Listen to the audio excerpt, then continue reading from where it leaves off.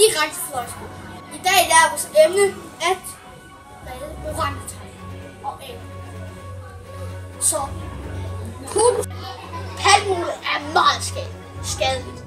Så lad være med at købe det. Det er skadeligt for æblerne, fordi at der er meget olie. Og det skal man ikke bruge. Jeg fandt ud af, at der er palmeolie i shampoo og sæbe og kiks og alt muligt. Og det er skadeligt for aber og regnskov.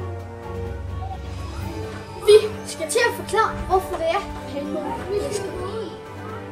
Palmeolie, det er skadeligt, fordi det skader træerne, og så har palmerne, og så har orangutangerne ikke noget sted.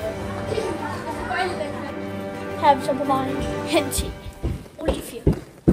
Derved tror jeg, hvis det var, det skulle være. Det er min orangutang, jeg tager med. Ja. Hvad har du så at sige om det? Ja, jeg synes ikke, det er okay, at man opretter sådan noget firma. Og man tager det.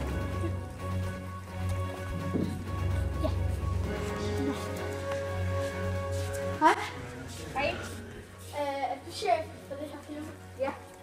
Hvad har du at sige til, at der er mange dyr og mange... Ja, hvad har du at sige til det? Jeg synes, det er lidt synd, men jeg bliver nødt til at tjene nogle penge. Ja, men hvorfor tjener så ikke nogle penge på andet? Fordi nu er jeg lige blevet chef for det her firma. Hvis du har været chef for et, så kan du godt få et andet. Det er meget svært. Så spørger jeg heller ikke. Jeg er også chef på det her TV. Ja. TV2. TV2. Ja, altså det gør min pris og sådan rundt. Men grunden til, at man ikke kan se til ansigt, er, fordi hun vil være anonym. Kom. Ja, det her. Skal jeg kolde den for dig, så du kan? Ja. Hvad er det her over så? Det her jo. Det her. Ja, det er der, hvor maskinerne er. Hvad for nogle maskiner er det, I bruger her? Det er sådan nogle, der presser det. Nå, presser olie i militæret. Okay. Ja. Hvad er det her?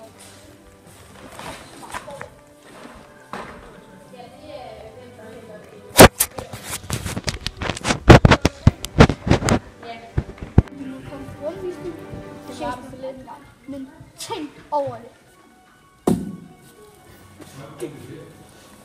Moin. Ja, moin. Så går vi ned igen. Og så går vi ned igen til vores eget firma. Tilbage til studiet. Tilbage til studiet.